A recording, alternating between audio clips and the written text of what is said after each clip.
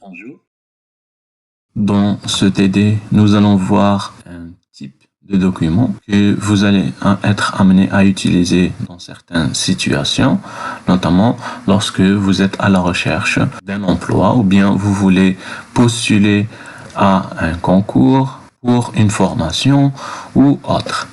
Ce document est destiné à vous présenter et on l'appelle le curriculum vitae qui vient du latin et qui signifie déroulement de la vie, en abrégé le CV. Le CV donc est un document qui détaille votre parcours et autres compétences acquises durant votre vie.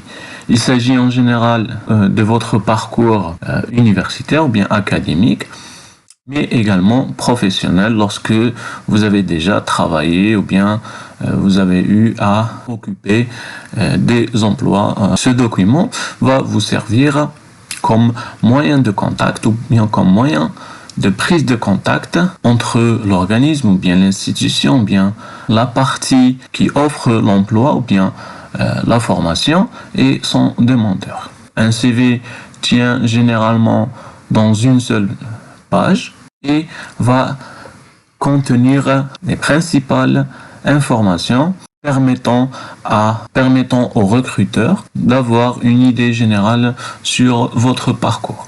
Il va être divisé en plusieurs sections.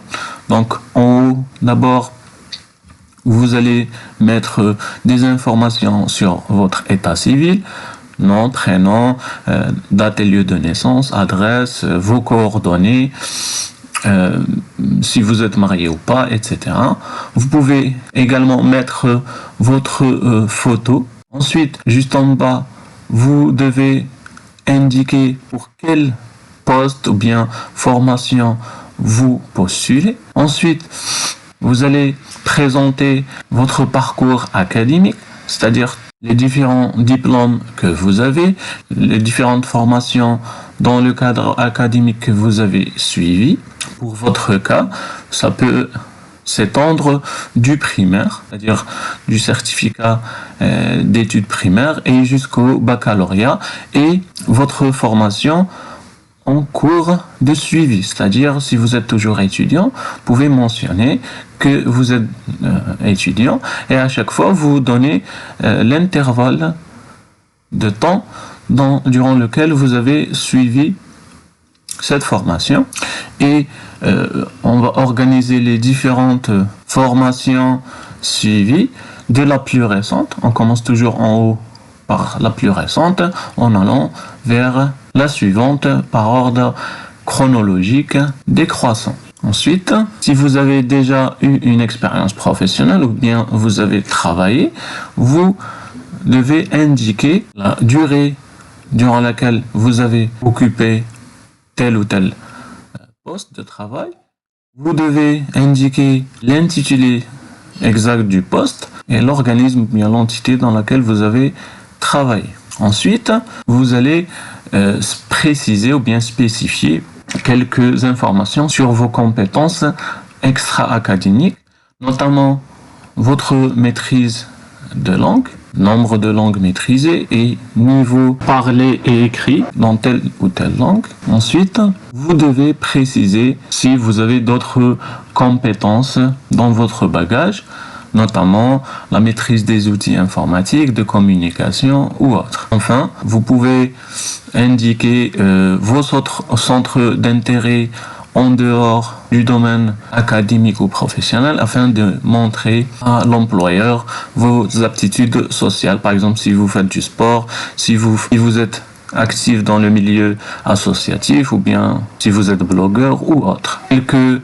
remarques concernant la forme du CV. Comme je vous l'ai dit, il doit être le plus court possible. Idéalement, lorsque on est débutant, un CV doit être composé d'une seule page et de 2 pages, voire 3, s'il s'agit d'un candidat qui a beaucoup d'expérience. Il est préférable d'utiliser des caractères classiques avec une taille suffisamment grande pour que ce soit lisible. Le style graphique du CV doit être uniforme et la rédaction doit être, les phrases utilisées doivent être courtes avec de préférence l'utilisation de phrases nominales, éviter les phrases longues avec des verbes, etc.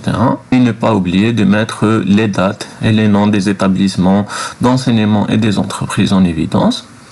Ensuite, pour la photo, il n'est pas obligatoire de mettre sa photo sur un CV, mais si on la met, on doit privilégier un format photo d'identité, soit sérieuse et récente. Dans ce TD, je vais donc vous demander de rédiger votre propre CV en suivant le modèle que je vous ai fourni et l'envoyer sous un format doc ou bien PDF à l'adresse du cours. Alors ici, vous avez deux types de CV différents, la différence étant essentiellement de style.